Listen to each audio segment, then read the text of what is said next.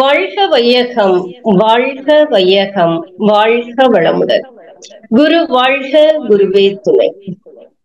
எல்லாம் வல்ல எங்கும் நிற்கமர நிறைந்திருக்கும் இறைநிலையை வணங்கி நம்முள் இருந்து நம்மையெல்லாம் சுக்குமமாய் வழி நடத்தி செல்லும் ஆசானின் பொற்பாதங்களை வணங்கி இந்த ஆன்மீக இணையத்தில் இணைந்திருக்கும் இருபால் மெய்யன்பர்கள் அனைவரையும் வாழ்க வளமுடன் என்ற வாழ்த்துக்களோடு வணங்கி வரவேற்று நல்லதோர் சிந்தனை கேட்டது கிடைக்கும்.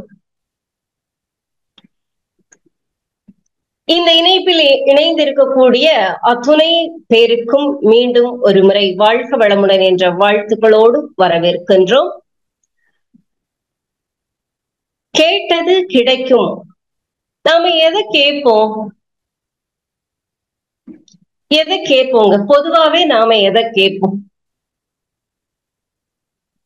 நான் நல்லா இருக்கணும், எனக்கு மனசு சந்தோஷமா இருக்கணும், மகிழ்ச்சியா இருக்கணும், நான் மன நிறைவோடு இருக்கணும். இப்ப அம்மா அறிமுகப்படுத்தும் பொழுது கூட ஒரு அற்புதமான ஒரு கவி எடுத்தாங்க, வாழ்வின் பலம்.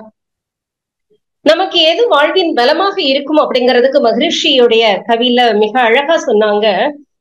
உடல் நலம், மனவளம், நட்பு நலம், இந்த மூன்று விஷயங்கள் எவர் ஒருவருக்கு சரியாக இருக்கிறதோ அவர் வாழ்வின் வளத்தை, வாழ்வின் பலத்தை உணர முடியும் இல்லையா? அத ரொம்ப அழகா அம்மா அவர்கள் அந்த அற்புதமான ஒரு நல்லது ஒரு கவியை எடுத்தாங்க.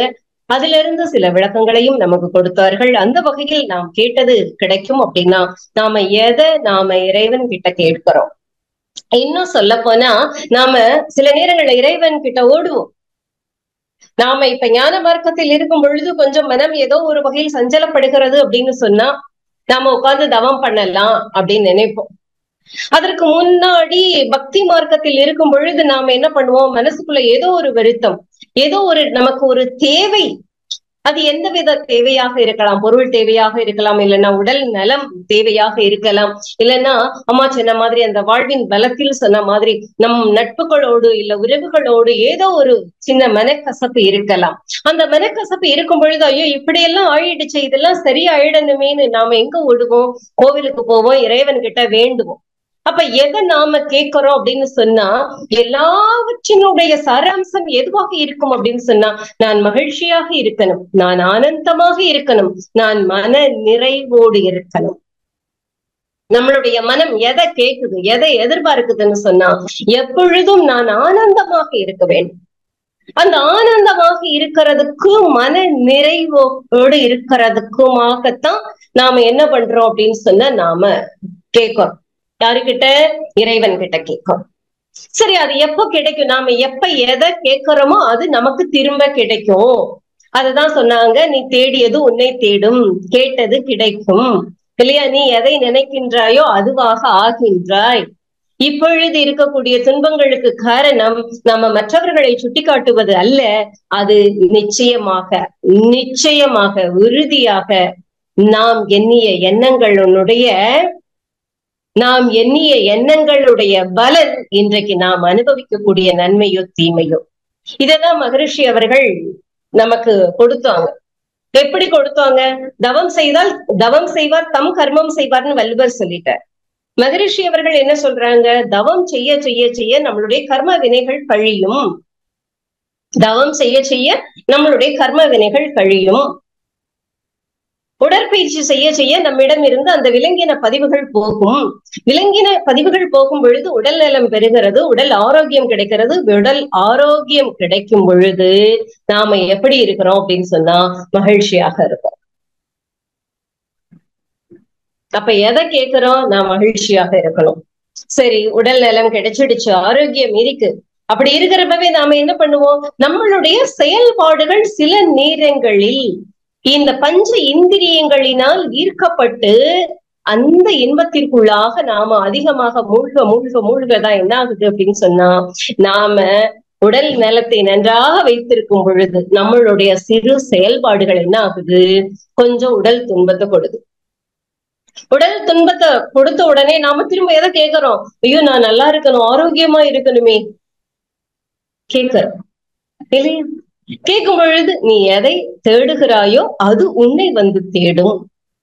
அப்போ நாம எதை தேடுறோம்? மன நிறைவா இருக்கணும். இன்பம் அப்படின்னு சொன்னாலும் அந்த இன்பத்தை அனுபவிக்கும் பொழுது நம்மளிடம் புலன் அடக்கம் இல்லை என்றால்,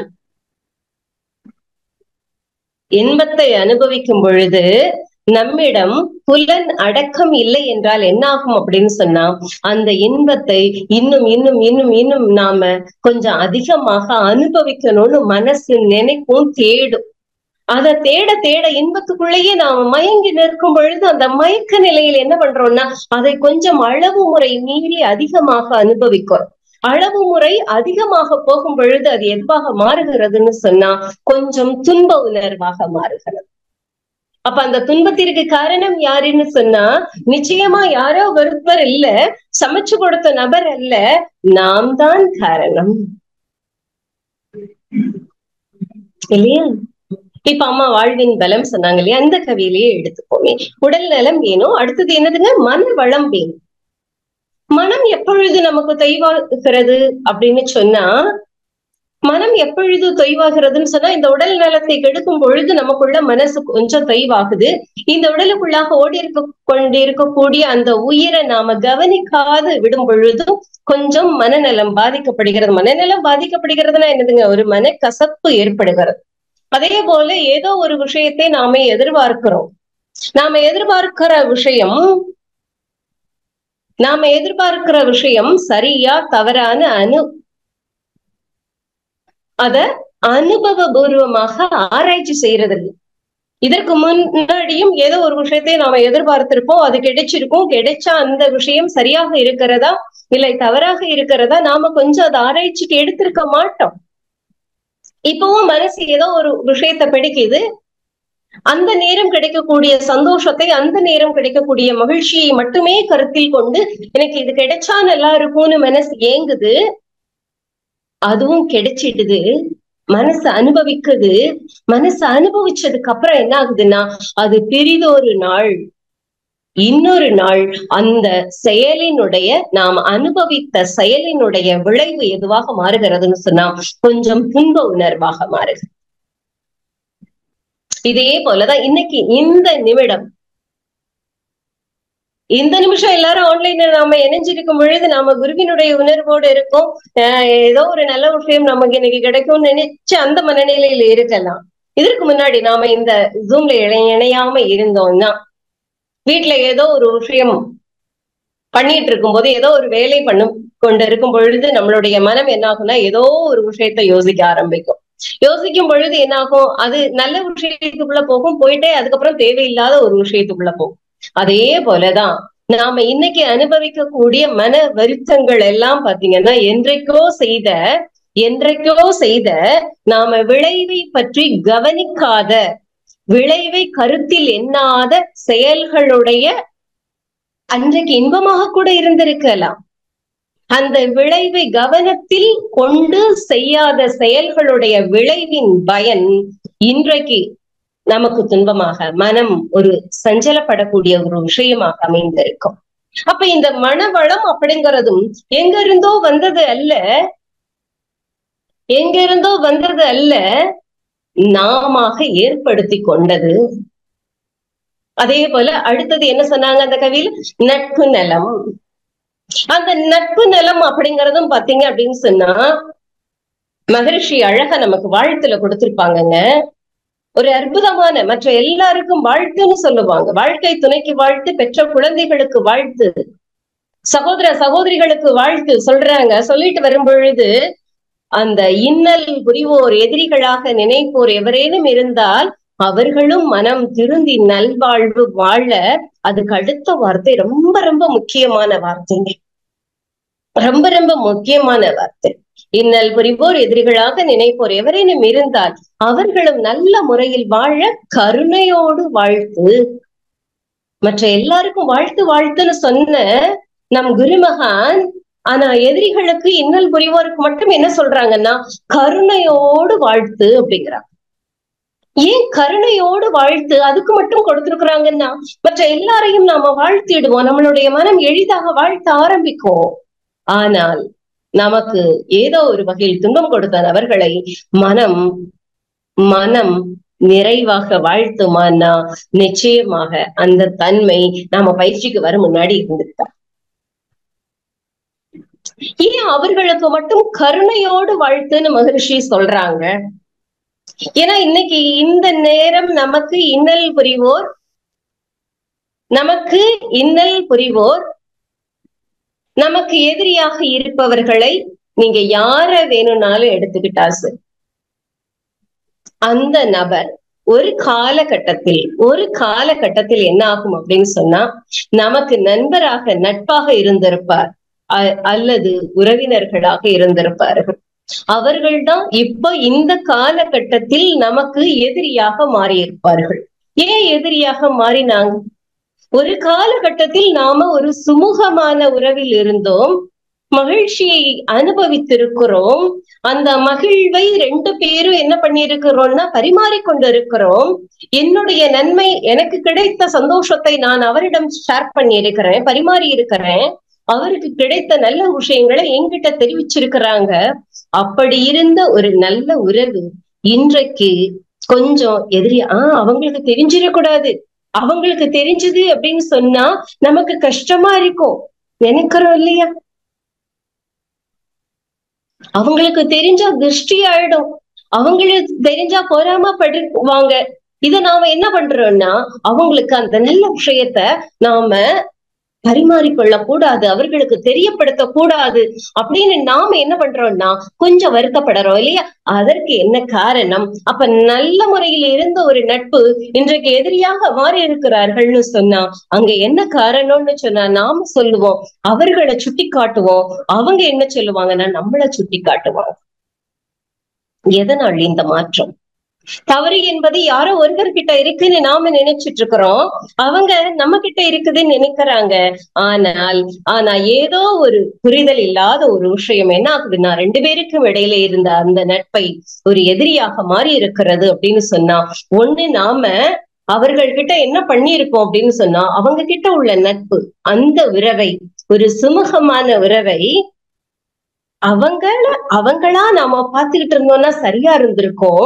ஆனா அவங்க எனக்கு மட்டுமே உரித்தானவர், எனக்கு மட்டுமே அதிகமா என்ன மட்டுமே கேர் எடுத்துக்கணும், எங்கிட்ட மட்டுமே அவங்க அதிக உரிமை எடுத்துக்கணும், என்னிடம் மட்டுமே அதிகமாக பழகக்கூடிய தன்மையில் இருக்கணும். இந்த ஒரு எண்ணம் நமக்கு வரும் பொழுதுதான் என்ன ஆகும் அப்படின்னு சொன்னா அந்த அதீத எதிர்பார்ப்பு என்ன ஆகும் அப்படின்னு சொன்னா அந்த அதீத எதிர்பார்ப்புக்கு ஏற்றாற் போல கொடுக்க முடியாத பொழுது நமக்கு ஒரு துன்ப உணர்வாக மாறுது. அப்ப அந்த இடத்துலயும் நட்பு நலம் பாதிக்கக்கூடிய ஒரு விஷயமும் யார் மூலமாக அப்படின்னு சொன்னா நம்ம மூலமாதான். என்ன காரணம்? நான் எதை கேட்டேன்? அவங்க என்கிட்ட மட்டுமே பழகணும். யாருகிட்டையாவது பழகும் பொழுது என்ன ஆகுது? என்கிட்ட இருந்து பிரிஞ்சுடுவாங்களோ, அவங்க எதையாவது போட்டு கொடுத்துடுவாங்களோ, அவங்க ஏதாவது சொல்லிடுவாங்களோ, என்கிட்ட அவங்க பழகக்கூடிய தன்மை குறைஞ்சு போயிடுமோ, இந்த எண்ணம் என்ன ஆகுறதுன்னு சொன்னா நமக்குள்ள அங்க ஒரு சின்ன சந்தேகம் எழ ஆரம்பிச்சிடுச்சு. என்ன சந்தேகம்? எனக்கும் அவர்களுக்கும் இடையில ஏதோ ஒரு இடைவெளி இருக்குதோ அப்படின்னு சொல்லி நம்மளுடைய மனதை நாம நம்ப வைக்கிறோம். நம்மளுடைய மனதை நாம நம்ப வைக்கும் பொழுது என்ன ஆகுதுன்னு சொன்னா நாம கேட்டதுதான் கிடைக்குது. என்ன கேட்டோம்? என்ன மனசுக்குள்ள எண்ணினோம்? எனக்கும் அவர்களுக்குமான இடைவெளி கொஞ்சம் வருதோன்னு நினைக்கிறோம். அவங்க அதை நினைச்சிருக்கவே மாட்டாங்க. இப்ப என்ன ஆகுதுன்னா நமக்கும் அவர்களுக்கும் இடையிலே ஒரு இடைவெளி வருகிறது. சரி, இடைவெளி வந்துடுச்சு. வந்த உடனே திரும்ப என்ன பண்றோம்? அதுல நாம அழுத்தம் கொடுக்க ஆரம்பிக்கிறோம். எப்படி அழுத்தம் கொடுக்க ஆரம்பிக்கிறோம்? அவங்க அப்படிதான், நான் அன்னைக்கே நினைச்சேன், அதுக்கு முன்னாடி செய்த செயல் நமக்கு அது தவறாக தெரிஞ்சிருக்காது. நாம நல்ல பழகி கொண்டு இருக்கும் பொழுது அவர்கள் செய்த செயலில் ஒன்று நமக்கு தவறா தெரியாது. ஆனா நல்லா கவனிச்சு பார்த்தோம்னா தெரியுங்க, ஒரு சிறு இடைவெளி வந்துரும் இல்லையா? அந்த சிறு இடைவெளி வந்த பின்னாடி அதற்கு முன்பு நாம் சுமூகமாக பழகி கொண்டிருக்கும் பொழுது பேசிய பேச்சு, செய்த செயல், இது எல்லாம் என்ன ஆகும்னா இன்றைக்கு ஒரு சந்தேகத்தை ஏற்படுத்தும். முதல்ல சந்தேகம் வரல, அதை நல்லா நாம புரிஞ்சுக்கணும். முதல்ல சந்தேகம் வரல, ஆனா நல்லா பேசி பழகிட்டு இருக்கிறப்போ வராத ஒரு சந்தேகம் நமக்கும் அந்த நபருக்கு, அந்த நட்புக்கும் இடையில ஒரு சிறு இடைவெளி வரும் பொழுது இதையே நான் திரும்ப சொல்றேன்னா இதை நல்ல நாம புரிஞ்சுக்கணும், உள் வாங்கிக்கணுங்கிறதுக்காக. நமக்கும் அவருக்கும் இடையில ஒரு சிறு இடைவெளி வரும் பொழுது என்ன ஆகுது அப்படின்னு சொன்னா, ஏற்கனவே நடந்த நிகழ்வை நம்மளுடைய மனம் கவனிச்சு என்ன சொல்லுது, அன்னைக்கு அவங்க அதை நினைச்சுதான் அப்படி சொல்லி இருப்பாங்க போல இருக்கு, எனக்குதான் புரியாம போயிடுச்சு, அன்னைக்கு தவறா புரியல, ஆனா இன்னைக்கு தவறா புரியுது. என்ன காரணம்னா, எனக்கும் அவர்களுக்கும் இடையில இடைவெளி விழுந்துடுச்சு. என்ன, அவங்க குறை கண்டுபிடிச்சுக்கிட்டே இருக்கிறாங்க, என் மேல குற்றம் சுமத்திக்கிட்டே இருக்கிறாங்க. இந்த எண்ணம் என்ன ஆகுது அப்படின்னு சொன்னா, கொஞ்சம் அதிகமாகி கொண்டே திரும்ப திரும்ப நாம மனதில் போடும் பொழுது மனசுக்குள்ள நம்மளுடைய கருமையத்துக்குள்ள அந்த எண்ணம் ஈர்த்து சுருக்கி வச்சுட்டு என்ன ஆகுதுன்னா, திரும்ப திரும்ப திரும்ப திரும்ப எதிரொலிச்சுட்டே இருக்கு. நாம ஒரு முறை ரஜினி சொன்னார் இல்லையா, நான் ஒரு தடவை சொன்னா 100 தடவை சொன்ன மாதிரி, அதே போலதாங்க நாம எண்ணிய எண்ணங்கள் எல்லாம் நம்மளுடைய கருமையத்தில் திரும்ப திரும்ப திரும்ப வரும். அப்ப என்ன ஆகுதுன்னு சொன்னா, சிறு மன வருத்தத்தில் ஆரம்பித்த ஒருவருடைய நட்பு, அதுதான் என்ன ஆகுதுன்னா கொஞ்சம் கொஞ்சமா விரிந்து விரிந்து விரிந்து. ஏன்னா நான் என்ன நினைக்கிறேன், அவங்க அப்படிதான் இப்படிதான் பண்றாங்க, நான் நினைக்கிறேன் அவங்க என்ன நினைக்கிறாங்க, நாம இதுவரைக்கும் செய்த செயல்கள் எல்லாம் அவர்களுக்கு சரியாக தோன்றியது, ஆனா சிறு இடைவெளி பண்ணினதுக்கு அப்புறம் கொஞ்சம் நாம செய்யக்கூடிய செயல்கள் எல்லாமே அவங்களுக்கு தப்பா தோணும் பொழுது என்ன ஆகுதுன்னா, அவங்க தவறா நினைச்சுட்டு இருக்காங்க நம்மள, நாம அவங்கள தவறா நினைக்கிறோம். இப்ப இந்த தவறு ரெண்டும் என்ன ஆகுதுன்னா பெரிய தவறுக்கு வழிவகுக்கிறது, செய்யக்கூடிய செயல்கள் எல்லாம் தவறாக தெரிகிறது. அப்படி தெரியும் பொழுதுதான் என்ன ஆகுதுன்னு சொன்னா, அந்த நட்புக்கு இடையில், உறவுகளுக்கு இடையில் ஒரு பிரிதல் ஏற்பட்டு எதிரி என்ற ஒரு நிலை ஏற்படுகிறது. அப்ப எதிரியாக, அதுதான் மகரிஷி என்ன சொல்றாங்கங்க, இன்னல் பிரிவு எதிரியாக நினைப்போர் எவரேனும் இருந்தால் அவர்களும் மனம் திருந்தி நல்வாழ்வு வாழ கருணை உள்ளத்தோடு. எப்படி வாழ்த்தணுங்க, கருணையோடு. எப்படிங்க கருணையோடு வாழ்த்த முடியும், எதிரியாக நினைப்பவர்களை எப்படி நாம் கருணையோடு வாழ்த்த முடியும் அப்படின்னு சொன்னா, கொஞ்சம் இதனால் வரைக்கும் செய்த செயல்களில், இதனால் வரைக்கும் நமக்கு அவர்கள் செய்த செயல்களில் ஏதோ ஒரு விஷயத்தில் என்றோ ஒரு நாள், இன்றோ ஒரு நாள் ஒரு சிறு மகிழ்ச்சியாவது அவர்கள் தந்திருப்பார்கள் அல்லவா, அவர்கள் பேசிய விதத்தில், இல்ல அவர்கள் செய்த செயலில் ஏதோ ஒரு வகையில் நமக்கு ஒரு சிறு மகிழ்வை தந்திருப்பாங்க. அந்த மகிழ்வை நாம மனதில் இருத்தி அந்த காலகட்டத்தை நாம் நினைவில் கொண்டு வந்து பாவனையாக, அன்னைக்கு எனக்கு நல்லது செஞ்சாங்க, ரொம்ப நன்றி, இன்னைக்கு செஞ்ச செயல் ஏதோ ஒரு சூழ்நிலையில செஞ்சிட்டாங்க, நான் அவங்கள மன்னிச்சுட்டேன், ஆனா அன்னைக்கு எனக்கு மகிழ்ச்சியை கொடுத்தாங்க இல்லையா, அந்த மகிழ்வான விஷயத்த நாம மனசுக்குள்ள கொண்டு வந்து நினைக்கும் பொழுது, நினைக்க நினைக்க நினைக்க என்ன ஆகுது அப்படின்னு சொன்னா, அந்த மகிழ்ச்சிய நாம இப்ப தேடினோம், அதை கேட்டோம், நம்மளுடைய ஆழ் மனம் எதை விரும்புது, அவர்களுக்கும் நமக்கும் இடையே ஒரு நல்ல நட்பு, சுமூகமான நட்பு இருந்தது இல்லையா, அத மனசு நினைச்சு ஏங்குது. ஏங்குறதுனாலதான் ஐயோ இப்ப இப்படி எல்லாம் மாறிட்டாங்களேன்னு ஒரு வருத்தம் வருது. இத எப்படி நினைக்கணும் அப்படின்னு சொன்னா, ஏற்கனவே ஒரு மகிழ்ச்சியை நமக்கு கொடுத்தாங்க, அத மனசுல இருத்தி நாம நினைக்கும் பொழுது நம்ம கிட்ட கொஞ்சம் அவங்க மேல ஒரு அன்பும் கருணையும் ஆரம்பம். அப்படி வாழ்த்த வாழ்த்த வாழ்த்த அந்த நட்பு சரியில்லாமல் போன நபர்கள் கூட நமக்கு ஒன்று நட்பாக மாறுவார்கள் அப்படின்னு மகரிஷி சொல்றாங்க.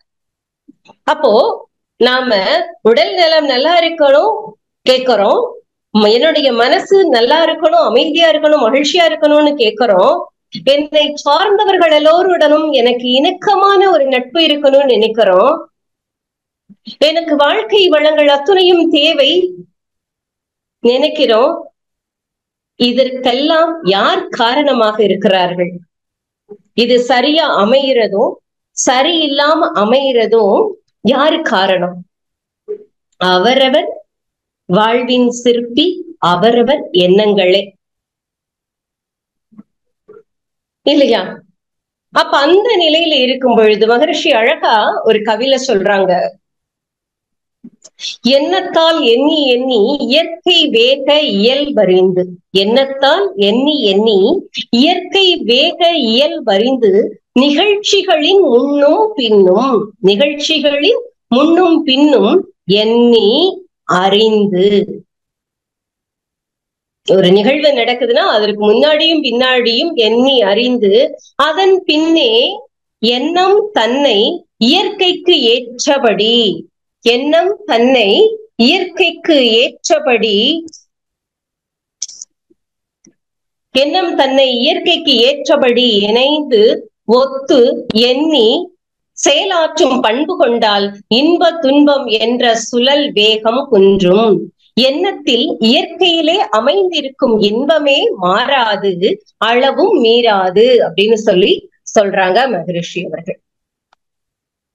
அப்ப எண்ணத்தால் எண்ணி எண்ணி, எண்ணத்தால் எண்ணி எண்ணி இயற்கை வேக இயல்பறிந்து, அது ரொம்ப முக்கியம். நாம இப்ப சொன்னோம் இல்லையா, நமக்கும் நம்மளுடைய நட்புக்கும் இடையில் முதல்ல நல்ல ஒரு நட்பாகத்தான் இருந்தது. அதன் பிறகுதான் என்ன ஆகுதுன்னா ஒரு சிறு ஒரு விரிசல், மனக்கசப்பு.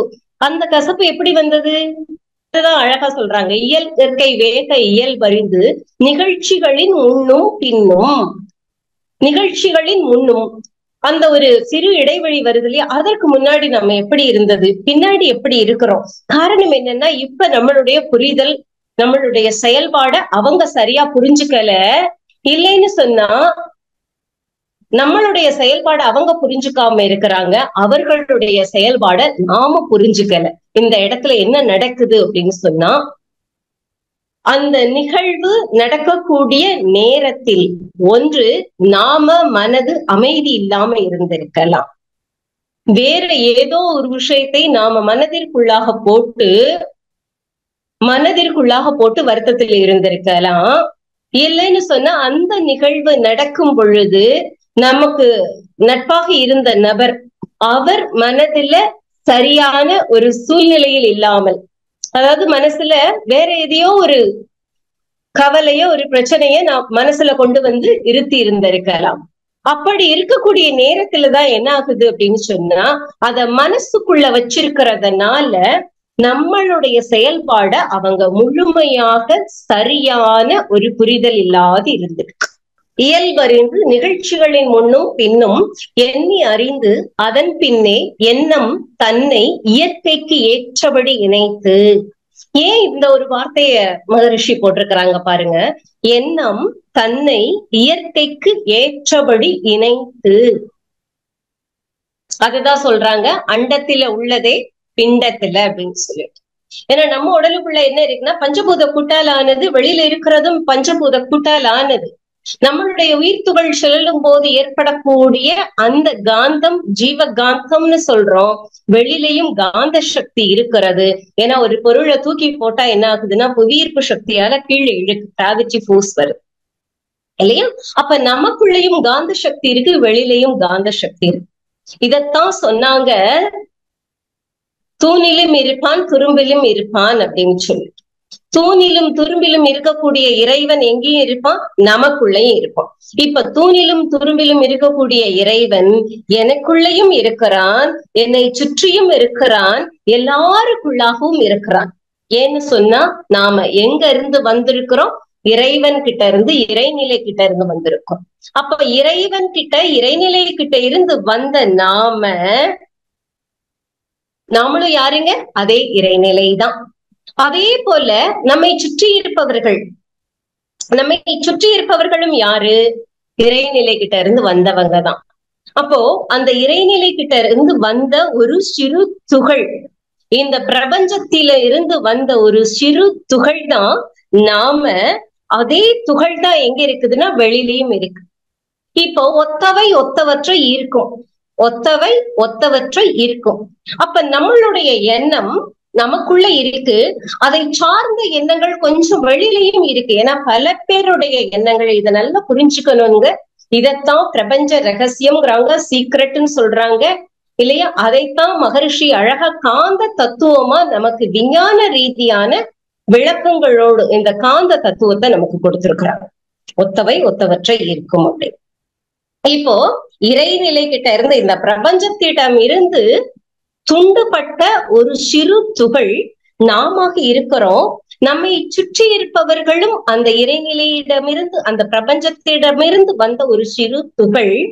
அப்ப நம்மளுடைய எண்ணம் நாம நினைச்சிட்டு இருக்கோம் நமக்குள்ள மட்டும் இருக்கிறதுன்னு சொல்லிட்டு, இல்ல, அந்த எண்ணம் எங்கே இருக்கும்னு சொன்னா வெளியிலையும் இருக்கும். அப்ப வெளியிலையும் இருக்கக்கூடிய எண்ணம் என்ன ஆகுறது அப்படின்னு சொன்னா, நாம யாரு நினைச்சுக்கிட்டு, நல்லா கவனிங்க, நாம யாரோ ஒரு நபரை நினைச்சுட்டு எனக்கு இப்படியெல்லாம் பண்ணிட்டாங்களே நினைக்கும் பொழுது என்ன ஆகுதுன்னா, அந்த நபருடைய உருவம் நம்மளுடைய உடலுக்குள்ளாக, நம்மளுடைய மனதிற்குள்ளாக அவர்களுடைய உருவம் நமக்கு தெரியும். அவர்களுடைய உருவம் நமக்குள்ள இருக்கு. இப்ப நம்மளுடைய எண்ணம் என்ன ஆகுது, அவங்கள பற்றி ஒரு தவறான எண்ணம். இப்போ இந்த சப்ஜெக்ட நாம இந்த காந்த தத்துவத்தை சொன்னா நிறைய சொல்லிக்கிட்டே போற மாதிரி இருக்குங்க. நிச்சயமா எல்லாரும் மனவளக்கலை படித்த அன்பர்கள் இருக்கலாம். ஒரு சிலர் வேணா வெளியில, அதுவுமே பாத்தீங்கன்னா இன்னைக்கு நிறைய எண்ணத்தை பற்றி நாம யூடியூப் ஓபன் பண்ணினா ஆளாளுக்கு நிறைய பேசுறாங்க இல்லையா. மகரிஷி அவர்கள் நமக்கு அதை மிக சிறப்பாக இந்த விஞ்ஞான ரீதியாக எளிமையாக புரிந்து கொள்ளக்கூடிய அளவுல நமக்கு கொடுத்திருக்கிறாங்க. இப்ப அந்த எண்ணம், நமக்குள்ள ஒரு எண்ணம் இருக்கு, ஒரு நபரை பற்றிய எண்ணம். நாம என்ன கேக்குறோம், அவங்களுடைய நட்பு இணக்கமாக இருக்கும் பொழுது நான் அமைதியா இருந்தேன். இப்ப இணக்கம் இல்லாது இருக்கும் பொழுது என் மனதில் ஒரு சிறு சலனம், ஒரு வருத்தம். அந்த நபரை பார்க்கிற நேரம் எல்லாம் என்ன ஆகுதுன்னா நமக்குள்ள ஒரு வருத்த அலை ஏற்பட்டு கொண்டே இருக்கிறது. ஆனா நம்ம மனசு விரும்புறது எது, நாம கேட்கறது எது, நான் வருத்தம் இல்லாமல் மகிழ்ச்சியோடு சந்தோஷமாக இருக்கணும். அப்ப அந்த சந்தோஷமாக மகிழ்ச்சியாக இருப்பதற்கு ஒரு சிறு தடை எதுவாக இருக்கு இந்த நேரத்துல, எனக்கும் இன்னொரு நபருக்கும் ஏற்பட்ட ஒரு சிறு மன கசப்பு. அந்த கசப்பு நம்மளுடைய கருமையத்துக்குள்ள இருக்கு.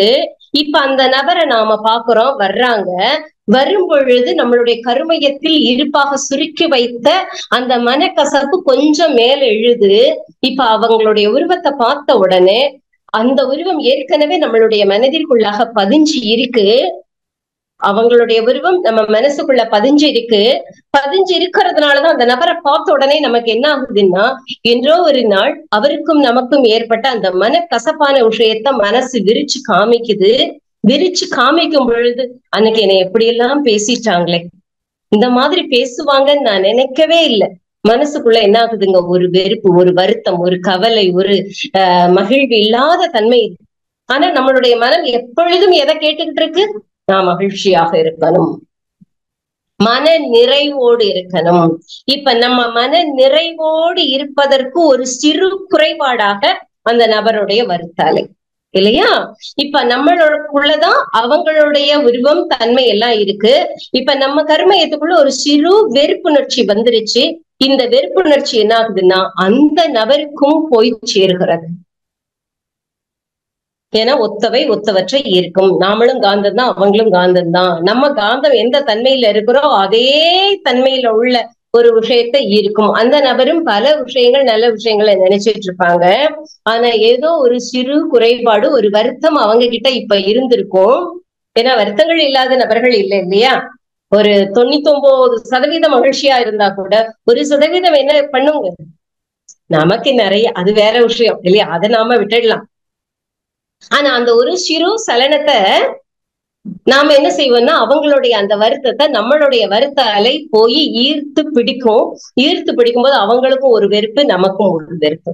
ஆனா நாம எதை கேட்கணும்னு நினைக்கிறோம் மனசுக்குள்ள, எனக்கும் அவங்களுக்கும் இடையே உறவு சுமூகமான உறவாக இருக்கணும். அது கேட்டது கிடைக்கும். எப்ப கிடைக்கும், முழுமையாக அதை நம்பும் பொழுது. ஆனா நான் மனசுக்குள்ள ஒரு ஓரத்துல எனக்கு நான் மகிழ்ச்சியா இருக்கணும்னு நினைக்கிறோம், ரைட்டு. அதுல ஒரு சிறு துண்டு என்ன ஆகுது, அவங்க அப்படியெல்லாம் பண்ணிட்டாங்களேன்னு ஒரு வருத்தம். இதுக்கு அவங்க பதில் சொல்லியே ஆகணும்னு நினைக்கிறோம். அவங்க பதில் சொல்லியே ஆகணும்னு நினைக்கிறப்ப அவங்க ஒரு வருத்தத்தை அனுபவிக்கணும்னு நினைக்குது நம்ம மனசு மறைமுகமாக. அவங்க ஒரு வருத்தத்தை அனுபவிக்கணும்னு நம்மளுடைய மனம் மறைவாக நினைக்கிறது. அப்படி நினைக்கிறப்ப என்ன ஆகுதுன்னா அந்த வருத்தத்தை நாம இன்னும் கொஞ்சம் பிடிச்சு இழுக்கிறோம்.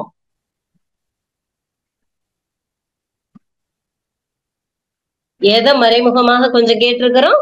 வருத்தம், அவர்களுடைய வருத்தம். அப்ப பிரபஞ்சத்திற்கு அவர்களுடைய வருத்தம், நம்முடைய வருத்தம், நமக்கு நெருங்கியவர்களுடைய வருத்தம், நம்ம குழந்தைங்களுடைய வருத்தம்ன்றது தெரியாது. அந்த வருத்தம்ங்கிறது மட்டும் தெரியும். அந்த வருத்தத்தை இழுத்து கொண்டு வந்து நீ இதைத்தானே கேட்ட, இத வச்சுக்கோன்னு கொடுத்துருச்சு. அப்ப நாம கேட்கும் பொழுது எப்படி கேட்கணும்னா, நம்ம வேதாத்ரி மகரிஷி அவர்கள் கொடுத்திருக்கிறாங்க இல்லையா, அந்த ஒழுக்கத்துக்கு ஒரு ஃபார்முலா. தனக்கோ பிறருக்கோ தற்காலத்திலோ பிற்காலத்திலோ, அதுலதான் நம்ம வேதாத்ரி மகரிஷி அவர்கள் மிக அற்புதமான, அதாவது ஒவ்வொரு வார்த்தையும் தெளிவா கொடுத்திருக்கிறாங்க. தனக்கோ பிறருக்கோ துன்பம் தராத செயல்னு சொல்லி இருக்கலாம் மகரிஷி. ஆனா என்ன சொல்லி இருக்கிறாங்க பாருங்க, தனக்கோ பிறருக்கோ தற்காலத்திலோ. ஏன்னா நம்ம மனம், நாம சலனத்தோடு இருக்கக்கூடிய மனம் எதை கவனிக்கும்னா, இந்த நேரம் நான் சந்தோஷமா இருக்கிறேன்னா, இந்த நேரம் நான் சந்தோஷமா இருக்கிறேன்னா, இந்த நேரம் நான் மகிழ்ச்சியா இருக்கிறேன்னா, இதை மட்டும்தான் மனசு நினைக்குது. பிற்காலத்தை பத்தி பெருசா நினைக்கிறது இல்ல. அதனாலதான் வேதாத்ரி மகரிஷி அவர்கள் சொல்றாங்க, தற்காலத்திலோ பிற்காலத்திலோ. அழகா ஒரு வார்த்தையை கொடுத்துட்டாங்க. இப்ப மட்டும் இல்ல, பின்னாடி கூட. நல்லா யோசிச்சு பாருங்க, இந்த ஆல்கஹால் யூஸ் பண்றாங்க இல்லையா, அத அவங்க அனுபவிக்கும் பொழுது அவங்களுடைய மனம் மகிழ்ச்சியா இருக்கா, துன்பமா இருக்கா? மகிழ்ச்சியா இருக்கு இல்லையா? அந்த நேரம் மகிழ்ச்சியாக இருக்கிறது. ஆனா கொஞ்சம் கொஞ்சமா உள்ள போக போக போக என்ன ஆகுதுன்னா, அவங்க மகிழ்ச்சியாக இருப்பது போல ஒரு தோற்றம் அவங்களுக்கு இருக்குதே தவிர, உண்மையிலே உள்ள உடல் உறுப்புகள் வெந்து கொண்டு இருக்கிறது. ஐயோ, இதெல்லாம் போட்டு என்ன கஷ்டப்படுத்துறியே மனசு, அதாவது உள்ள உறுப்புகள் என்ன ஆகுதுங்க, என்ன கஷ்டப்படுத்துறியே நினைக்குது. அது கொஞ்சம் கொஞ்சமா கொஞ்சம் கொஞ்சமா கொஞ்சம் கொஞ்சமா வருத்தி வருத்தி உடல் உறுப்புகளை வருத்தி வருத்தி கெடுத்து, அந்த ஆல்கஹால் முதல்ல அருந்துறப்போ சந்தோஷம் மகிழ்ச்சி, கொஞ்ச நாள் அந்த சந்தோஷம் இருக்கு. அது ஒரு சின்ன பார்ட்டின்னு வச்சா என்ன ஆகுங்க, அது வேணும்னு நினைக்கிறாங்க. அதை அருந்தும் பொழுது என்ன ஆகுது, சந்தோஷம். ச, இன்னைக்கு மாதிரி ஹாப்பி என்னைக்கு நான் இருந்தது இல்லை நினைக்கிறாங்க. ஆனா அந்த மகிழ்ச்சி என்ன ஆகுதுன்னா, கொஞ்சம் கொஞ்சமாக சேர்ந்து சேர்ந்து ஒரு நாள் அது மிகப்பெரிய துன்பமாக மாறுகிறது. உடல் உபாதையை கொடுக்கிறது, உடல் உறுப்புகளை சேதமடைய செய்கிறது. அப்ப பிற்காலத்துல அது அவர்களுக்கு துன்பமாக இருக்குது இல்லையா? அததான் மகரிஷி சொல்றாங்க, நிகழ்ச்சிகளின் முன்னும் பின்னும் எண்ணி அறிந்து. நிகழ்ச்சிகளின் ஒரு நிகழ்வு நடக்குதுன்னா அதற்கு முன்னாடி உள்ளது தற்கால சூழ்நிலை, பிற்கால விளைவு, முற்கால அனுபவம், தற்கால நிலை, பின்னாடி உள்ள அந்த விளைவு. இதை மூன்றையும் கவனத்தில் எடுத்துக்கொண்டு நாம எந்த ஒரு செயலை செய்தோம்னா அததான் அழகா சொல்றாங்க, இயற்கைக்கு ஏற்றபடி இணைத்து. நாம நினைக்கக்கூடிய எண்ணக்கூடிய எண்ணங்கள், நாம செய்யக்கூடிய செயல்கள் எல்லாம் நம்மளுடைய ஒவ்வொரு செல்களிலும் பதிகிறது, இந்த பிரபஞ்சத்திலும் பதிகிறது. ஏன்னா பிரபஞ்சத்தினுடைய ஒரு சிறு துகள் தான் நானு. அப்ப எங்கிட்ட பதியக்கூடிய இந்த எண்ணம், சொல்லுவாங்க இல்லையா, தான் ஆடாட்டலும் தான் சதை ஆடுன்னு சொல்லுவாங்க. நாமளே வீட்டுல நம்ம மனம் குறுகி இருக்கிறதுனால நாம குறுகிய வட்டத்துக்குள்ள நினைக்கிறோங்க. நம்மளே கவனிச்சு பார்த்தோம்னா சில நேரங்கள்ல மனசு நாம எதையுமே நினைச்சிருக்க மாட்டோம். ஆனா மனசுக்குள்ள ஒரு ஓரத்துல ஒரு வருத்தம் இருக்கும், ஒரு கவலை இருக்கும். இன்னும் சொல்ல போனா சில நேரம் நமக்கு அழுக வர மாதிரி கூட ஒரு எண்ணம் நமக்கு வர ஆரம்பிக்கும். ஏன்னு தெரியாது, யோசிச்சு பார்த்தோம்னா ஏன்னு தெரியாது, என்ன காரணம்னே தெரியலைங்க. ஆனா என் மனசுக்குள்ள ஒரு அழுத்தம் இருக்கு, மனசு ஏதோ ஒரு வருத்தப்படுற மாதிரி இருக்கு, எனக்கு அழுகையா வர்ற மாதிரி இருக்கு. சம்டைம்ஸ்ல நாம சொல்லுவோம். ஏன்னு பார்த்தா நம்ம வீட்டில் உள்ள, நம்ம குடும்பத்தில் உள்ள நபர் யாரோ ஒருவர் உடலாலோ மனதாலோ துன்பப்படும் பொழுது அவருடைய அந்த துன்ப அலை நம்மள வந்து தாக்கும்.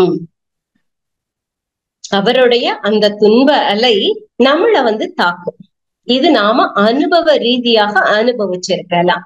இது நாம நம்மளுடைய மனம் எல்கை கட்டிய நிலையில், நான் தான், என்னுடைய உடல் தான் என்னுடையது, என்னுடைய குடும்பம் மட்டும்தான், என்னை சார்ந்தவர்கள்னா என்னுடைய குடும்பம் அப்படின்னு நாம நினைச்சு அந்த எல்கை கட்டிய நிலையில் இருக்கும் பொழுது இதை நாம உணர முடிகிறது. நம்ம வீட்டில் உள்ள நம்மளுடைய குழந்தைகளுக்கோ இல்ல வாழ்க்கை துணைக்கோ இல்ல நம்மை ஈன்ற பெற்றோருக்கோ ஏதோ ஒரு துன்பம் அவர்கள் அனுபவிக்கும் பொழுது அந்த துன்பம் அந்த வருத்தம் கொஞ்சம் நம்மளை தாக்கும். ஆனா அவங்க என்ன சூழ்நிலையில இருக்காங்கன்னு நமக்கு தெரியாது. அதுதான் பெரிய பியூட்டி.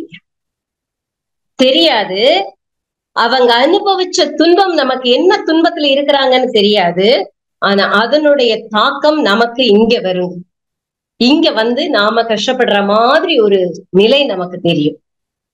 என்ன காரணம்னு சொன்னா எல்லாரும் ஒரு தாய் வயிற்றிலிருந்து வந்தவங்கன்னு சொல்றோம் இல்லையா? ஒரே வயிற்றிலிருந்து வந்தவர்கள், ஒரு கருப்பையிலிருந்து தோன்றியவர்கள்ன்றதுனால அந்த அதிர்வு நம்மளை தாக்குது. இன்னொரு விஷயம் என்னன்னா, மறைமுகமாக பார்க்கும் பொழுது அவங்க அந்த துன்பத்தை படும் பொழுது என்ன ஆகும்னா அவங்களை அறியாமலே உறவுகள் எல்லாம் மனசுல கொஞ்சம் நினைவு இருக்கும். நினைவு அவங்க நம்மளை நினைக்கிறப்ப என்ன ஆகுதுன்னா அந்த துன்பம் நம்மளை ஈஸியா தாக்குது. நமக்கு காரணம் தெரியறது இல்ல.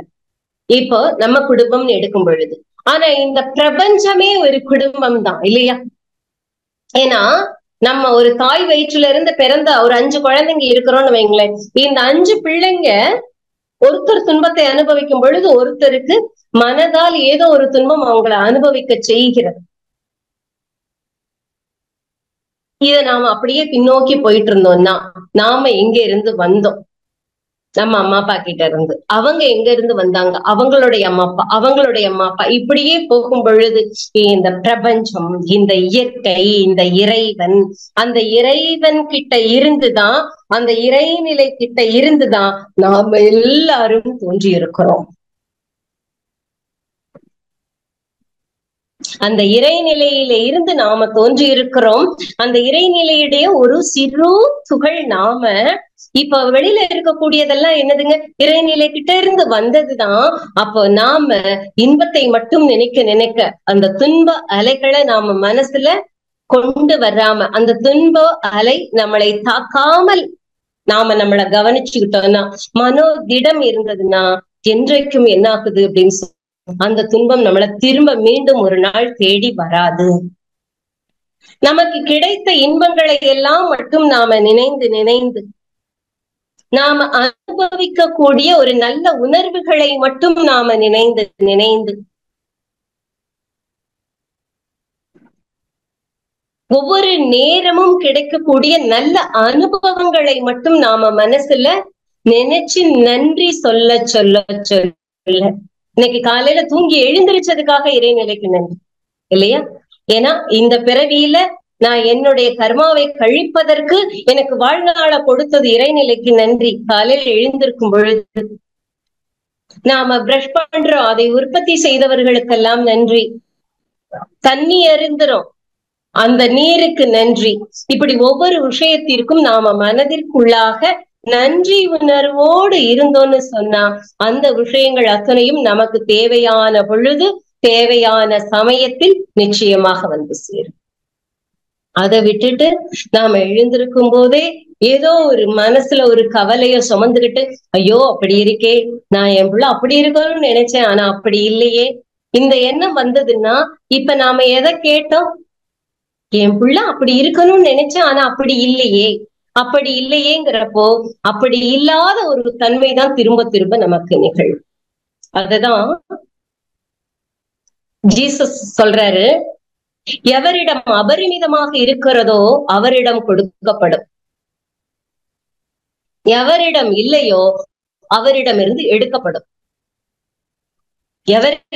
யாருக்கிட்ட அதிகமா இருக்குதோ அவங்களுக்கு கொடுக்கப்படும். பொருள் அதிகமா இருக்கிறவங்கள்ட்ட நாம சில நேரம் அதையும் சொல்லுவாங்க, இருக்கிறவங்களுக்கு தான் சேர்ந்துகிட்டே இருக்குது சொல்றோம் இல்லையா? எதுனா பொருள் மட்டுமல்ல, எவரிடம் நன்றி உணர்வு இருக்கிறதோ பொருளை கொண்டுதான் நாம இந்த உலகத்துல வாழ்ந்துட்டு இருக்கிறோம் இல்லையா? அதே போல இந்த உடலை கொண்டுதான் அந்த வாழ்க்கை வளங்கள் அத்தனையும் அனுபவிச்சுக்கிட்டு இருக்கிறோம். இந்த நம்மை சார்ந்த நட்புகளை வச்சுதான் நமக்கு சில நேரங்களில் அவர்கள் மூலமாக உதவிகள் கிடைத்து கொண்டு இருக்கிறது. நேரடியாகவும் மறைமுகமாகவும் நமக்கு உதவிகள் இல்லையா? அப்ப அவர்களுக்கெல்லாம் நாம் நன்றி உணர்வோடு இருக்க இருக்க என்ன ஆகும் அப்படின்னு சொன்னா, அந்த நன்றி உணர்வு மீண்டும் மீண்டும் அவர்களை நமக்கு நல்லதையே செய்ய தூண்டும். நாம கேட்காமலே உதவிகள் கிடைக்கும். நமக்கு நல்ல விஷயங்கள் திரும்ப திரும்ப செய்வாங்க. நாம சில நேரங்கள்ல கொஞ்சம் கவனக்குறைவா எது செஞ்சா கூட நாம மன்னிக்க கூடிய குணம் இருந்ததுன்னா அவர்கள் நம்மை மன்னிப்பார்கள். பல நேரம் அவங்களுக்கு நல்லது செஞ்சிருக்கிறாங்க இல்லையா, நமக்கு இப்ப ஏதோ செஞ்சிருக்கிறாங்க, பாவம் அவங்க ஏதோ ஒரு துன்பத்துல இருக்கிறாங்க போல இருக்குன்னு வந்து நம்ம கிட்ட ஒரு ஆறுதலான வார்த்தைகள் பேசுவாங்க. அப்ப எவரிடம் அபரிமிதமாக இருக்கிறதோ அவர்களுக்கு கொடுக்கப்படும். ஏது? மகிழ்ச்சி, சந்தோஷம், மன நிறைவு. அந்த மன நிறைவு யாருகிட்ட இருக்கும்? மன நிறைவு எப்ப வரும்? எனக்கு கிடைச்சிருக்கிறதெல்லாம் நல்லதாதான் கிடைச்சிருக்கு, ஏதோ ஒரு காரணத்திற்காக எனக்கு இப்படி கிடைச்சிருக்குது, ரொம்ப நன்றி இல்லையா? இந்த வாழ்க்கையை எனக்கு அமைத்து கொடுத்த இறைவனுக்கு நன்றி, ஒரு அற்புதமான ஒரு குழந்தையை கொடுத்ததுக்கு நன்றி, இப்ப இறைநிலையை பற்றி தெரிந்து கொள்ளக்கூடிய ஒரு வாய்ப்பை எனக்கு இறைவன் கொடுத்ததற்கு நன்றி. இப்படி ஒவ்வொரு விஷயத்தையும், எந்த விஷயத்திற்கு எல்லாம் இன்னைக்கு உண்ணக்கூடிய உணவு எனக்கு நல்ல உணவாக கிடைத்ததற்கு நன்றி சொல்ல சொல்ல என்ன ஆகும்னா அது மீண்டும் மீண்டும் நமக்கு கிடைக்கும். மீண்டும் மீண்டும் கிடைக்கும்னா நம்மளுடைய கரெக்டான சரியான சமயத்தில் தேவைப்படக்கூடிய அளவிற்கு தேவையான விஷயங்கள் நமக்கு கிடைக்கும். யாரிடம் இல்லையோ அவர்களிடமிருந்து எடுக்கப்படும். என்ன இருந்தாலும் நாம என்ன சொல்லுவோம்? ஐயோ எனக்கு மட்டும் இல்ல, எனக்கு இல்லைன்னு சொல்ல சொல்ல இந்த இல்லாத தன்மை போகும். அததான் சொல்றாங்க. அப்ப கேட்டது கிடைக்கும் அப்படிங்கிறது நாம எதை கேட்கிறோமோ. எனக்கு கிடைச்சதுக்கெல்லாம் நன்றி சொல்ல சொல்ல சொல்ல அந்த நன்றி என்ன ஆகும்னா அவங்க நமக்கு கொடுத்துக்கிட்டே இருப்பாங்க. அதைத்தான் மகரிஷி காலையில எழுந்திரிச்ச உடனே வாழ்க வையகம், வாழ்க வையகம், வாழ்க வளமுடன் வாழ்த்த சொல்லி இருக்கிறாங்க. ஏன்னா நாம அனுபவிக்கக்கூடிய காலையில் எழுந்தது முதல் இரவு தூங்கும் வரைக்கும் நாம அனுபவிக்கக்கூடிய ஒவ்வொரு பொருளும் இந்த பிரபஞ்சத்திடமிருந்து எடுக்கப்பட்டது, இந்த உலகத்தில் இருந்து பெறப்பட்டது. அதுல ஒரு விஷயம் கூட நாம பண்ணல, அதுதான் உண்மை. அதே போல இரவு வரைக்கும் மட்டுமல்ல, அந்த இரவு தூங்கும் பொழுதும் நாம படுத்து தூங்குறதுக்கு பாயோ தலைவனியோ பெட்டோ ஏதோ ஒண்ணு இல்லையா, இந்த உடல் சோர்வை போக்கிக் கொள்ளுவதற்கு நமக்கு இறைவன் கொடுத்திருக்கிறான் இல்லையா. இறைவன் நேரடியாக வந்து கொடுக்க மாட்டான். நாம நினைக்கலாம் நான் பணத்தை கொடுத்துதானே வாங்கினேன், எல்லாரும் நான் பணத்தை கொடுத்து மட்டும் வாங்குவேன்னு சொன்னா கிடைச்சிடுமா?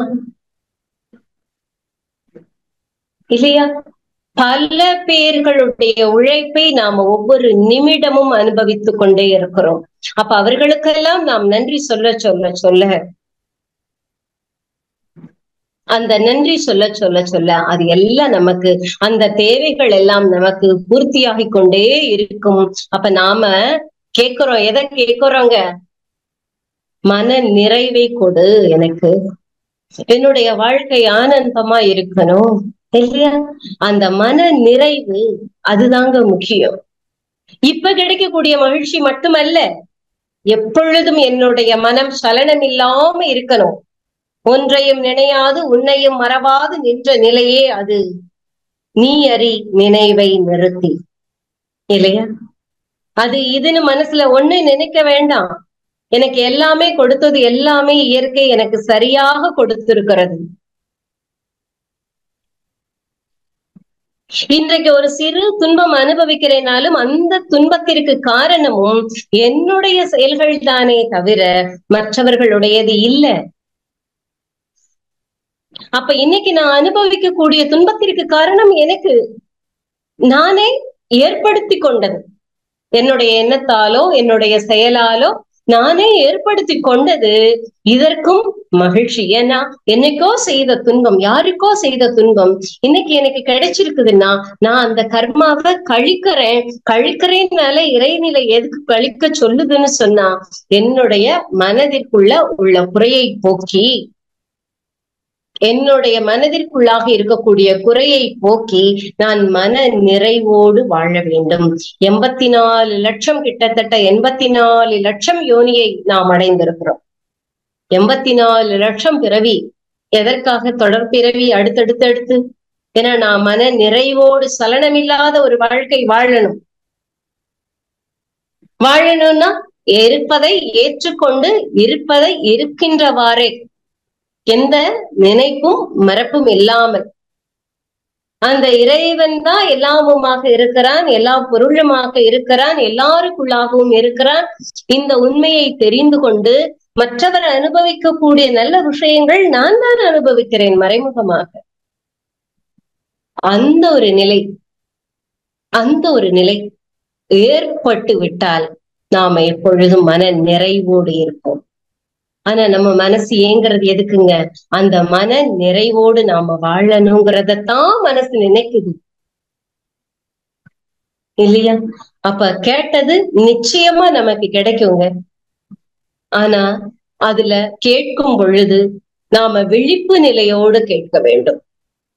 எப்படி விழிப்பு நிலையோடு? தற்கால சூழ்நிலையையும் எதிர்கால விளைவையும் கருத்தில் கொண்டு நாம கேட்கணும். அந்த கேட்கறது கிடைச்சிடுச்சுன்னா நாம எப்படி இருப்போமோ அந்த நிலையை மனதிற்குள்ளாக நாம பாவனையாக கொண்டு வரணும். பாவனையாக கொண்டு வரும் பொழுது அந்த கேட்ட விஷயம் நமக்கும் நம்மை சார்ந்தவர்களுக்கும் மட்டுமல்லாது இந்த சமுதாயத்திற்கும் நன்மையை ஏற்படுத்துமே. ஆனால் நாம கேட்டது நிச்சயமா நடக்கும். அப்ப நடக்கக்கூடிய விஷயத்த நாம கேட்கணும். அதுதான் மகான்களுடைய நிலையாக இருக்கு. மகான்கள் எப்படி இருந்தாங்கங்க? சலனம் இல்லாத ஒரு வாழ்க்கை. மகான்கள் நினைக்கிறது மட்டும் நடக்குது இல்லையா? நாம நினைக்கிறது ஏன் பல சமயங்கள்ல நடக்க மாட்டேங்குதுன்னு சொன்னா அந்த நன்றி உணர்வு இல்லாத ஒரு தன்மை. நமக்கு அதுக்கு முன்னாடி கேட்டு கிடைச்ச விஷயத்த முழுமையாக நன்றி உணர்வா இல்லாம கேட்டது கிடைச்சது, அந்த கிடைச்சதுல ஒரு சிறு தவறு எங்க இருக்குன்னு தேடி பார்த்து 99% நன்மையை அடைந்தால் அந்த நன்மையை நாம பாக்குறது இல்ல. அந்த 1% நடந்த குறையை நாம மனதிற்குள்ளாக கொண்டு வரும் பொழுது அந்த ஒரு நிமிடம் கிடைத்த அந்த குறையை, அந்த வருத்தத்தை நாம மனதுக்குள்ள கொண்டு வந்து அத அசை போடணும். இப்ப மறைமுகமா நம்ம மனசு எதை நினைக்குது? வேண்டாத ஒரு விஷயத்தை இல்லையா? அப்ப அதை கேட்கும் பொழுது மறுமுறை நமக்கு கிடைக்கும் பொழுது எப்படி கிடைக்கும்னா அந்த வருத்த அலைகள் நம்மை தாக்குவது போல ஒரு விஷயம் நடக்கிறது. அப்ப நாம கேட்டதுதான் கிடைக்குது. இன்னைக்கு நாம அனுபவிக்கக்கூடிய வாழ்க்கைக்கு முழு பொறுப்பாளி யாருன்னு சொன்னா நாம தான். அப்ப நம்மளுடைய எண்ணங்களை நாம ஒழுங்குபடுத்தி கொண்டு வாழ வேண்டும். இதத்தான் வள்ளுவர் சொன்னாரு, எண்ணிய எண்ணியாங்கு எய்துப எண்ணியர் திண்ணியராக பெறின். நாம ஒரு எண்ணத்தை எண்ணும் பொழுது அதுல எப்படி இருக்கணுங்க? உறுதியும் ஒழுங்கும் இருந்தால், ஒழுங்குங்கிறது தனக்கோ பிறருக்கோ தற்காலத்திலோ பிற்காலத்திலோ துன்பம் தராத செயல்கள் இல்லையா? நாம கேட்கக்கூடிய விஷயம் ஸ்ட்ராங்கா இருக்கணும். எனக்கு கிடைக்குமா கிடைக்காதா இல்ல, நான் மன நிறைவோடு இருக்கிறேன் அவ்வளவுதான் இல்லையா? அப்படி நாம நினைக்கும் பொழுது நிச்சயமாக கிடைக்கும். அப்படித்தான் மகான்கள் வாழ்ந்தார்கள். மகரிஷி ஒருவேளை குடிசையில உலக சமுதாய சேவா சங்கம் ஆரம்பிக்கும் பொழுது எத்தனையோ பேர்கள் குறைபட்டிருப்பாங்க. எத்தனையோ பேர் பலவாறாக தூற்றி இருப்பார்கள். ஐயோ இப்படியெல்லாம் பேசுறாங்களேன்னு மகரிஷி நினைக்கல. உலக அமைதி வந்தே தீரும் ஸ்ட்ராங்கா எண்ணத்தை வச்சாங்க. எண்ணத்தில் உறுதி இருந்தது, அந்த எண்ணத்தில் ஒழுங்கு இருந்தது. அதனால இன்னைக்கு இந்த உலக சமுதாய சேவா சங்கம் உலகம் முழுவதும் பரவி கொண்டிருக்கிறதே ஒரு குறுகிய காலத்தில். என்ன காரணம்? நம்ம மகானவர்கள் கேட்டாங்க, கேட்டது கிடைச்சுக்கிட்டு இருக்குது இல்லையா? காரணம் அந்த கேட்கறத சரியா கேட்க தெரியணும். எப்ப சரியா கேட்போம்? மனசுல அமைதி இருந்தா. எப்போ மனம் அமைதி இருக்கும்? நடந்த விஷயத்த போட்டு குழப்பிக்காம இப்ப இந்த நிமிடத்தில் நான் எதை செய்கின்றேனோ, எந்த வேலையை செய்யறேனோ அதுல மட்டும் முழு கவனத்தோடு செஞ்சோம்னா நிச்சயமாக கேட்டது கிடைக்கும். கேட்கும் பொழுது சுயநலத்தோடு இல்லாது இந்த இயற்கையை கெடுக்காமல் இந்த சமுதாயத்திற்கு எது நல்லதோ அதையும் சேர்ந்து கேட்கும் பொழுது நிச்சயமாக கேட்டது கிடைக்கும். நம் மனம் எதிர்பார்க்கக்கூடிய அந்த எதை கேக்குதுன்னா நம்மளுடைய மனம் ஆன்ம சந்தோஷத்தை கேக்குதுங்க. மனதில் நிறைவை கேக்குதுங்க. அந்த நிறைவு நான் மட்டுமல்ல, நம்மை சார்ந்தவர்கள் அனைவரும் அமைதியாக, ஆரோக்கியமாக, மகிழ்ச்சியாக, மன நிறைவோடு இருக்கும் பொழுது நாமும் மன நிறைவோடு இருப்போம். அப்ப நாம கேட்கறது மகரிஷி சொல்ற மாதிரி வாழ்க வையகம், வாழ்க வையகம்னு நாம கேட்போம். நிச்சயமாக நாமும் சரியாக வாழ்ந்து இந்த சமுதாயத்தையும் நாம நம்மளுடைய எண்ணத்தால் நாம் உயர்த்துவோம் என்று கூறி, இந்த நல்லது ஒரு வாய்ப்பை எமக்கு அளித்த இறைக்கும் குருவிற்கும், இந்த இணையத்தில் இணைந்திருந்து இவ்வளவு நேரம் பொறுமையாக கேட்டுக்கொண்டிருந்த அன்பர்கள் அனைவருக்கும் நன்றியை கூறி, நாம் வீட்டில் இருந்தபடியே நம் வேதாத்ரி மகரிஷி அவர்களுடைய நல்லதொரு சிந்தனைகளை நாம் சிந்திப்பதற்கு, கேட்பதற்கு நல் வாய்ப்பை ஏற்படுத்தி கொண்ட ஐடி இயக்குநரகத்திற்கும் அதில் பணியாற்றி கொண்டிருக்கக்கூடிய அனைத்து பணியாளர்களுக்கும் வாழ்க வளமுடன் என்ற வாழ்த்துக்களோடு நன்றியை உரியத்தாக்கிக் கொண்டு, இந்த உலக சமுதாய சேவா சங்கம் சீரும் சிறப்புமாக நடைபெறுவதற்கு எந்த நேரமும் தன் சிந்தையில் சிந்தித்துக் கொண்டிருக்கக்கூடிய நமது தலைவர், உலக சமுதாய சேவா சங்கத்தின் தலைவர் பத்மஸ்ரீ அருள்நிதி மயிலானந்தன் ஐயா அவர்களையும் வாழ்க வளமுடன் என்ற வாழ்த்துக்களோடு நன்றியை கூறிக்கொண்டு, மீண்டும் ஒருமுறை இவ்வளவு நேரம் பொறுமையாக கேட்டுக்கொண்டிருந்த உங்கள் அனைவருக்கும் வாழ்க வளமுடன் என்ற நன்றியை உரித்தாக்கிக் கொண்டு நிறைவு செய்து கொள்வோம். வாழ்க வளமுடன், வாழ்க வளமுடன், வாழ்க வளமுடன். தற்போது அம்மா அவர்கள் நம்முடைய கேள்விகளுக்கு சிறப்பாக பதிலளிக்க இருக்கிறார்கள். கேள்வி கேட்க விரும்பும் அன்பர்கள் தங்களுடைய கைபேசியை அன்மியூட் செய்து கொண்டு கேள்விகளை மட்டும் சுருக்கமாக கேட்கும் போது அனைவருக்கும் பயனுள்ள முறையில் அமையும் என்பதை அன்போடு தெரிவித்துக் கொள்கிறோம். முதலாவது அன்பராக கல்யாணி அம்மா அவர்களை அழைக்கின்றோம். வாழ்க வளமுடன் அம்மா. அம்மா நன்றிங்கம்மா. அம்மா வாழ்க வளமுடன்மா. வாழ்க வளமுடன்மா. சேலத்துல இருந்து பேசுறேங்கம்மா. ரொம்ப சிறப்பா இருந்ததுமா, நல்ல தெளிவா மிக சிறப்பா இருந்ததுமா. கேட்கறதுக்கு அத்தனையும் எங்களுக்கு கிடைச்ச மாதிரி இருந்தது. நன்றி அம்மா, நன்றி அம்மா. எல்லாம் மகரிஷியோடைய தானேங்கம்மா. வாழ்க வளமுடன். வேற எது கேள்வி இருக்காமா? கேக்குதாமா? நன்றி அம்மா, நன்றி. நன்றி அம்மா, நன்றி. கடவுள் சரியா இல்ல அப்படின்ற ஒரு மனசுல ஏமாற்றம் எல்லாம் இருந்தது. அப்ப நம்மளுக்கு அதுவும் நம்ம ஒரு தூய்மையோ மன தூய்மையோட தான் செஞ்சிட்டு இருந்தோம். ஆனா அதுல ஒரு அம்மா கொஞ்சம் விட்டு விட்டு கேக்குதுங்கம்மா. வாழ்க வளமுடன். கல்யாணி அம்மா, உங்களுடைய வாய்ஸ் கேட்கலமா. நல்ல சிக்னல் இருக்கிற இடத்துல இருந்து பேசுங்கம்மா. வாழ்க வளமுடன். ஹலோ அம்மா, கேக்குதுங்களா? கேக்குதுமா. கொஞ்சம் சத்தமா பேசுங்க. நல்ல சிக்னல் இருக்கிற இடத்துல பேசுங்கம்மா. அதான் இந்த மாற்றம் சரியா அப்படின்னு கேக்குறேம்மா. நம்ம பக்தி மார்க்கத்துல இருந்த போது இருந்த தேடுதலுக்கும் நம்ம ஞான மார்க்கத்துல இருந்த போது தேடுதலுக்கு கிடைக்கிறது, தேடுறத நம்ம கிடைக்கிறதுக்கான பொறுமைக்கும் இருக்கிற இது நம்மளுடைய இது இதுக்கு நம்ம மனப்பக்குவம் ஆயிட்டோமோ அப்படிங்கிறது வித்தியாசம் மாறி இருக்குங்களான்னு கேக்குறேம்மா. நிச்சயமாங்கம்மா, நிச்சயமாங்கம்மா. மகரிஷி அழகா சொல்லுவாங்க, பக்தி மார்க்கம் ஒவ்வொருவருக்கும் அவசியம்தான். அது காய் போல. அந்த காய் நாள் ஆக ஆக என்ன செய்ய ஆரம்பிக்குமா? கனிய ஆரம்பிக்கும் இல்லையா? அந்த கனி போலதான் ஞான மார்க்கம். முதல்ல புறத்துல தேடிட்டு இருந்தோம், இப்ப நாம அகத்துக்குள்ளேயே தேட ஆரம்பிக்கிறோம் இல்லையா? அதே போலதான் நமக்கு தேவையான விஷயங்களை முன்னாடி கோவில்ல போய் கேட்டோம், இப்ப தனக்குள்ளே உள்ளம் பெருங்கோவில் ஊன் உடம்பு ஆலயம் இல்லையா? நாம இந்த உடலுக்குள்ளாக இருக்கக்கூடிய அந்த ஒரு பொருள், அந்த இறைவன் கிட்ட நாம கேட்கணும். வாழ்க வளமுடன். கண்டிப்பாமா. இதுல தேடுதல் இந்த பொறுமையோட தேடினதுனால எனக்கு நிறைய விஷயம் கிடைச்சிருக்குமா. அதையும் இந்த இடத்துல நான் பதிவு பண்ணணும்னு நினைக்கிறேன். நிறைய விஷயங்கள் கரெக்டா நீங்க சொன்னீங்கல்ல, அந்த மன தூய்மை இருக்கணும். ஒரு வாரம் கேட்கும் போது அது அந்த கேட்கிற இது நமக்கும் துன்பம் இல்லாம யாருக்கும் துன்பம் இல்லாத ஒரு செயலாவும் இருக்கணும். விளைவு அதை விளைவு கொடுக்கும் வரைக்கும் நம்ம அந்த தேடுதலை மன தூய்மையோட பொறுமையா கேட்கணுங்கிற ஒரு விஷயம் நடந்திருக்கு. அது எனக்கு அது அந்த சேஞ்ச் அப்ப பக்தி மார்க்கத்துல நிறைய இருந்த போது இருந்த விஷயம் நம்மளுக்கு ஒரு ஏமாற்றம் நிறைய கிடைச்சிருக்கு. அந்த ஏமாற்றமும் இல்லாம பதட்டம் வரும், சாமி கிட்ட ஒரு கோபம் வரும். இது எல்லாமே சரி பண்ணி குரு நம்மளுக்கு பக்குவப்படுத்தி எவ்வளவு அழகா எதுக்கா இருந்தாலும் யாருக்கா இருந்தாலும் நம்ம ஒரு 4 பேருக்கு வந்து விஷயம் பக்குவத்தை சொல்லி கொடுக்கிற அளவுக்கு நம்மள பக்குவப்படுத்தி இருக்காரு. அப்படிப்பட்ட குருவினுடைய இதுல வந்து ஒவ்வொரு நாளும் நம்ம வாழ்றது நன்றி உணர்வு. நீங்க சொன்னீங்கல்ல, அதுதான் குருவுக்கு நம்ம கொடுக்கிற நன்றியா நினைக்கிறோமோ. வாழ்க்கை நிச்சயமா நிச்சயமா. வாழ்க வளமுடன். வாழ்க வளமுடன் அம்மா, வாழ்க வளமுடன். நன்றி அம்மா.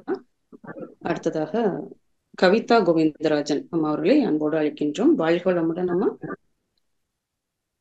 அன்மியூட் பண்ணிட்டு பேசலாங்கம்மா. வளமுடன் அம்மா, வாழ்க வளமுடன். நீங்க பேசுனது வாழ்க வளம்.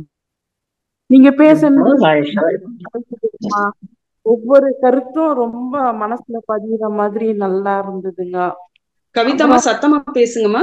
கவிதாமா கேக்குது, இன்னும் கொஞ்சம் சத்தமா பேசுங்க. ஒவ்வொரு கருத்தும் ரொம்ப அருமையா இருந்ததுமா. ஒவ்வொரு கருத்தும் எல்லாருக்கும் நன்றி உணர்வோடு இருக்கணும் அப்படின்னு சொன்னீங்க, அதுவும் ரொம்ப நல்லா இருந்தது. அப்புறம் பகை பத்தி சொல்லும் போது நான் கொஞ்சம் லேட்டா வந்தேம்மா, அந்த மாத்திரம் எனக்கு கொஞ்சம் விளக்குங்களேன். பகை உணர்வு அது மாதிரி எப்படின்னா? ஆமா, பகையா வர்றவங்க ஒரு காலகட்டத்துக்கு சொல்லுங்கம்மா.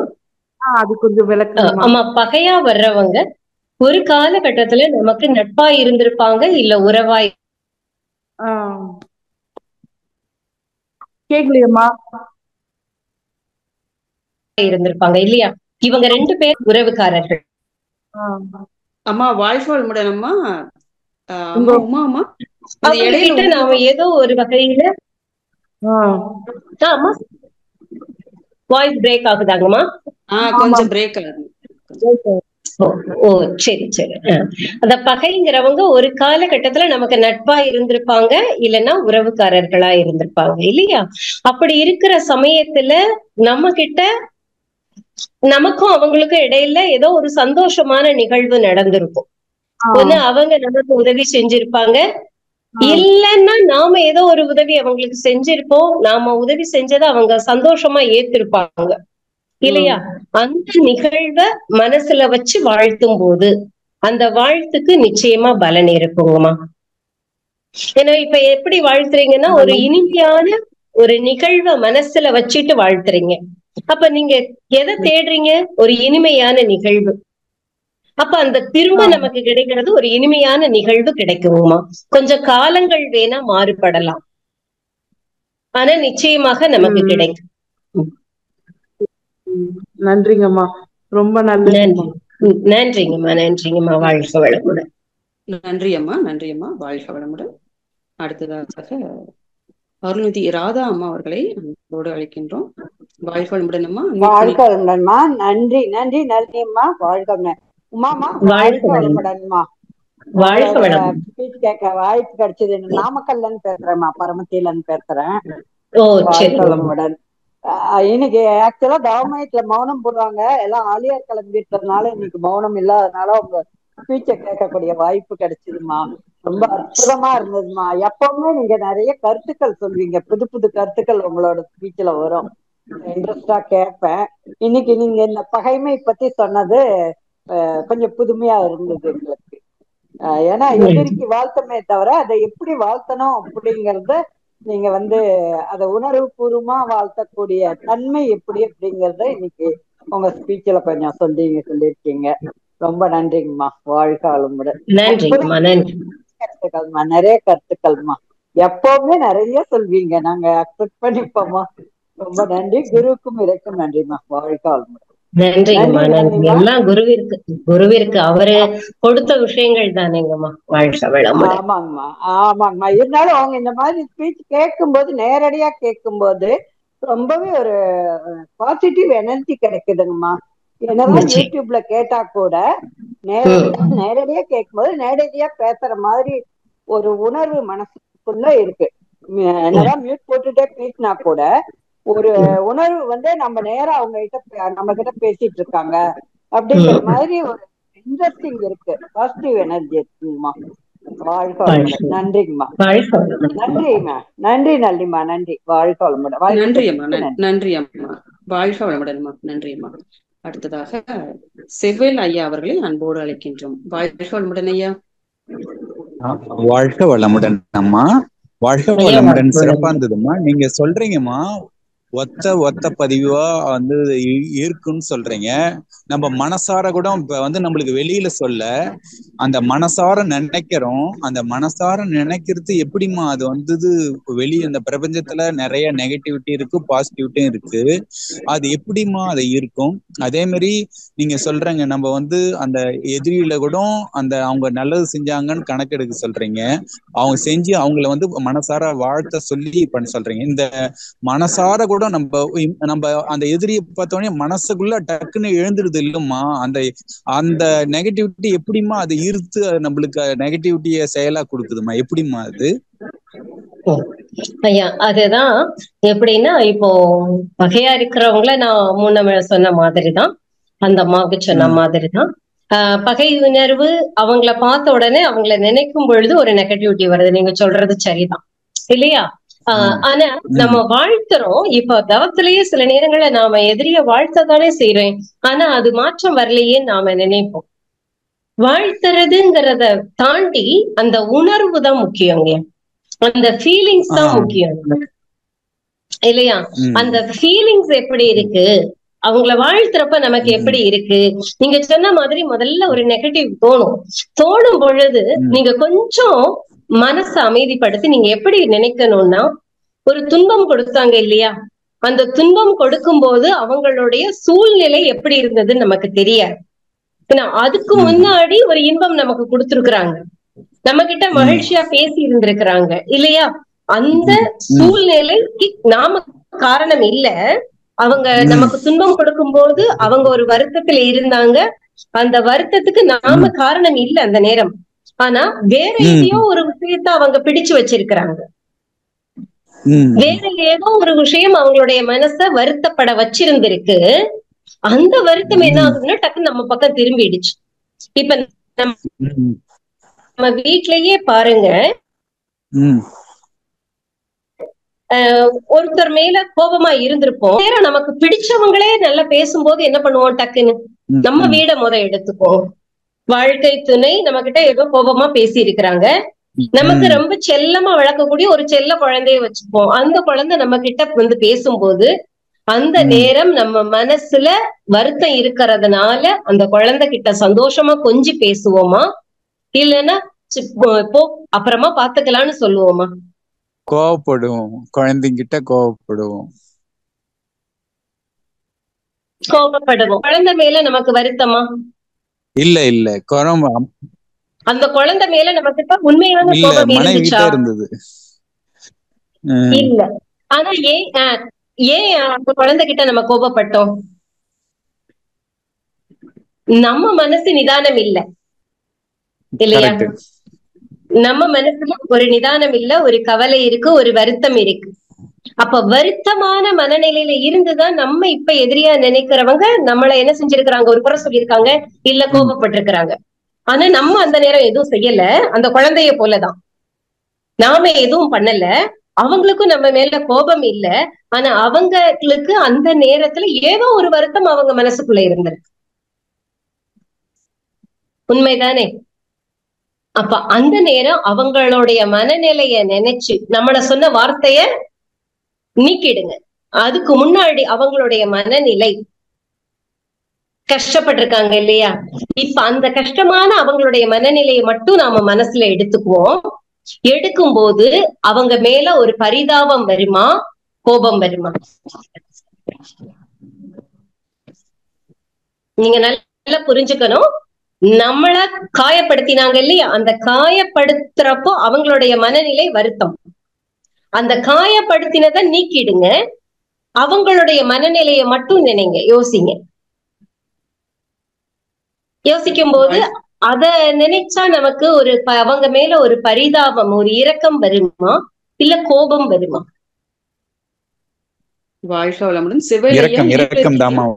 இரக்கம் வரும் இல்லையா? அப்ப அவங்களுடைய இயலாமை என்ன ஆயிடுச்சுன்னா நம்ம மேல கோபமா வந்திருக்கு இல்லையா? இப்ப நம்ம கோபப்பட்டாங்க, ரைட், அது ஏதோ நம்மளுடைய பதிவு கழியுது மகரிஷி சொல்ற மாதிரி. ஆனா அவங்களோட அந்த நேரத்தை வச்சு நாம என்ன பண்ணலாம்னா, பாவம் அவங்க ஏதோ ஒரு சூழ்நிலையில இந்த மாதிரி பண்ணிட்டாங்க, அவங்கள நான் மன்னிச்சுட்டேன், அவங்க அந்த நேரம் நம்மளை காயப்படுத்தணும்னு பண்ணல, அவங்களுடைய மனோநிலை கொஞ்சம் வீக்கா இருக்கு. அந்த நேரம் நம்ம பேசக்கூடிய செயல் அவங்கள என்ன செஞ்சிருக்குதுன்னா சரியான புரிதல் இல்லாமல் நம்மளை காயப்படுத்திருக்காங்க. சரியாங்க? அப்ப அவங்கள ஒரு மன்னிப்பை கொடுத்துட்டு வாழ்த்த பழகுங்க. சரி. மன்னிப்பு கொடுக்கும் பொழுதே என்ன ஆகும்னா நம்மளுடைய மனசு கொஞ்சம் அமைதி நிலைக்கு வர ஆரம்பிக்கும். அந்த மனம் அமைதி நிலைக்கு வந்ததுக்கு அப்புறம் நீங்க வாழ்த்த ஆரம்பிச்சீங்கன்னா அந்த வாழ்த்தும் பொழுது அது ரொம்ப முக்கியங்க. அது சீக்கிரத்துல ஆனா வராதுங்க. கொஞ்சம் பிராக்டிஸ் பண்ணி வாழ்த்தி வாழ்த்தி வாழ்த்தி வாழ்த்தி, அதாவது நம்மளுடைய மனோநிலை, அதாவது உணர்வு, நம்மளுடைய ஃபீலிங்ஸ் எப்படி இருக்கு, அவங்க ஏற்றுக்கொள்ளக்கூடிய தன்மை எப்படி இருக்கு, இத பொறுத்து சிலருக்கு குறுகிய காலத்துல அந்த எதிரிய வாழ்த்தும் போது சரியான பலனை கொடுக்கும். ஒரு சிலருக்கு நம்மளுடைய வாழ்த்து அலையினுடைய வேகத்தை பொறுத்து கொஞ்ச நாள் அதிகமாகலாம். ஆனால் என்றோ ஒரு நாள் நிச்சயமாக உறுதியாக அதற்கு பலன் உண்டு. ஒரே ஒரு இதுமா புரிஞ்சுதுமா. அந்த நம்ம வாழ்த்து குடுக்கிறோம், அது வந்து ஏன் ரொம்ப நாள் எடுக்குதுமா? அது வந்து நம்ம இன்னும் குயிக்கா அத பண்றதுக்கு நம்ம இன்னும் சீக்கிரம் வழிகள் செய்யணுமா? இருக்குங்கய்யா. என்னன்னா நம்மளுடைய உணர்வுங்க, அவங்கள விஷுவலா பாவனையா வச்சு அவங்கள என்ன செய்யணும்னா, நாம சந்தோஷமா முன்னாடி பேசினோம் இல்லையா, அந்த உணர்வு ஆகும்னா அவங்களுடைய கருமையத்துக்குள்ள போய் ஒரு தாக்கத்தை ஏற்படுத்தும். ஏன்னா நம்மளுடைய கருமையமும் அவங்களுடைய கருமையமும் ஒரு இணைப்புல இருக்கும். நாம அவங்களை நினைக்கும் பொழுதே அவங்களுடைய கருமையமும் நம்மளுடைய கருமையமும் ஒரு செயலுக்கு வரும்பியா. சரிங்கம்மா. வாழ்க வளமுடன். வாழ்க, ரொம்ப சிறப்புமா, மிக்க மகிழ்ச்சிமா, நல்லா கரெக்டா சொன்னீங்கம்மா. வாழ்த்துக்கள். வாழ்க வளமுடன். வாய்ப்பு கொடுத்ததுக்கு நன்றி அம்மா. வாழ்க வளமுடன். நன்றி ஐயா. வாழ்க வளமுடன் ஐயா. நன்றி ஐயா. அடுத்ததாக சபரீஷ் சுந்தர வடிவேல் ஐயா அவர்களை அன்போடு அழைக்கின்றோம். வாழ்க வளமுடன் ஐயா. ஆமா, வாழ்க வளமுடன் அம்மா. அம்மா ரொம்ப சிறப்பா இருந்ததம்மா. எனக்கு ஒரு கேள்வி அம்மா. இப்போ சில பேர்கிட்ட வந்து நம்ம பேச்சுவார்த்தையே இல்லாம இருக்கோம் இல்லம்மா, அப்ப வந்து அவங்க கிட்ட நம்ம நேர்ல அவங்க பேச்சுவார்த்தையில எப்படி அவங்க கிட்ட நேர்ல மன்னிப்பு கேக்குறதுமா? நம்ம இறங்கி வந்தாலும் அவங்க ஒரு மாதிரி அவாய்ட் பண்ணிட்டு போறபோது அப்ப என்னமா பண்றது, அதான் கேட்டேன் ஐயா. அந்த சூழ்நிலையில நீங்க நேரடியா பேசும்போது, அதாவது நமக்கு ரொம்ப பக்குவப்பட்டோம்னா நேரடியா கேட்கும்போது அவங்க காயப்படுத்தினாலும் காயப்படக்கூடாது. ஆனா நம்ம இன்னும் அந்த அளவுக்கு பக்குவம் பயிற்சிகள்ல இருக்கிறோம் இல்லையா, பக்குவப்படுத்துவதற்கான பயிற்சிகள்ல இருக்கிறோம். ஆனா நீங்க மானசீகமா கேளுங்க. நேரடியா கேட்கும்போது உங்களுடைய மனம் அவங்க நம்மள வந்து என்ன பண்றது, நெக்லெக்ட் பண்ணும்போது நமக்கு ஒரு வருத்தம் இருக்குது இல்லையா, அந்த வருத்தாலே முன்னாடி போயிடும். சோ அது அவங்க சரியாகிற வரைக்கும் நீங்க மானசீகமா அவங்கள வாழ்த்துக்கிட்டே இருங்க. மானசீகமா அவங்க கிட்ட மன்னிப்பு கேளுங்க. மானசீகமா மன்னிப்பு கேட்க அதாவது உணர்வு தாங்க அங்க ரொம்ப முக்கியம். நாம சொல்லக்கூடிய வார்த்தைகள்ல இல்ல, அந்த உணர்வு தான் காந்தமா மாறும். அந்த உணர்வோடு நீங்க மானசீகமா முதல்ல மன்னிப்பு அலைகளை கொடுத்துக்கிட்டே இருங்க. கொடுக்க என்ன ஆகும்னா அவங்களுடைய கருமையத்துக்குள்ள கொஞ்சம் கொஞ்சமா உள்ள என்ட்ராகும். கொஞ்சம் கொஞ்சமா உள்ள என்ட்ராகி ஒரு காலகட்டத்துல நீங்க நேரடியா பேசும்போது கூட அவங்க வருத்தத்தை காமிக்காம பழகக்கூடிய தன்மை அமைய முடியும். மானசீகமான வாழ்த்தும் நிச்சயமாக பலனை கொடுக்கும். நம்ம சொல்றோம் இல்லையா, யாரோ என்ன நினைக்கிறாங்க போல இருக்குன்னு தும்மும் பொழுது சொல்றோம் இல்லையா, அப்ப யாரோ நினைக்கிறது நமக்கு காந்தம் மூலமா வருது. அதே போல காந்தம் மூலமா அவங்களுடைய உருவத்தை மனசுக்குள்ள கொண்டு வாங்க. மானசீகமா வாழ்த்து சொல்லுங்க.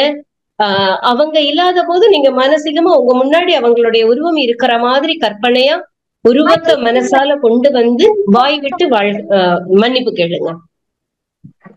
கேட்க மாற்றங்கள் நிகழும் ஐயா. ரொம்ப சிறப்புமா, ரொம்ப நன்றிமா, ரொம்ப பயனுள்ளதா இருந்தது. ரொம்ப நன்றிமா.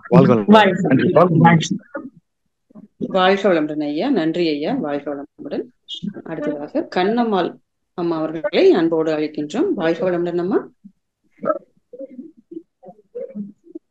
அம்மா வாழ்க வளமுடன். அம்மா வாழ்க ரெண்டு வளமுடன். வாழ்க வளமுடன். அம்மா நீங்க சொன்ன மாதிரி ரொம்ப விரிவான விளக்கங்க அம்மா.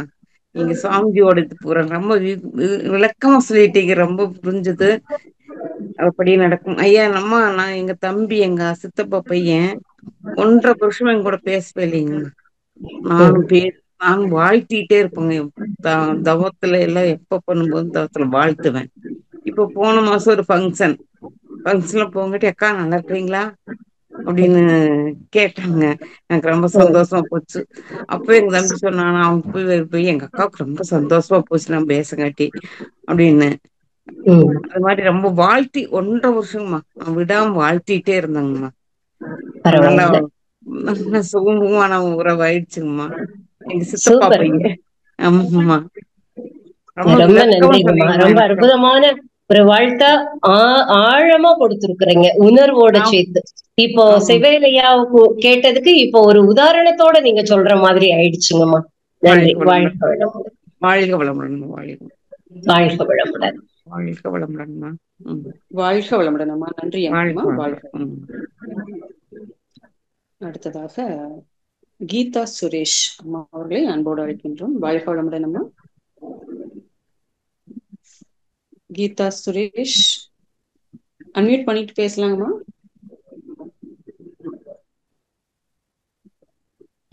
வாழ்க வளமுடன். வாழ்க வளமுடன் அம்மா. பேசுங்க அம்மா.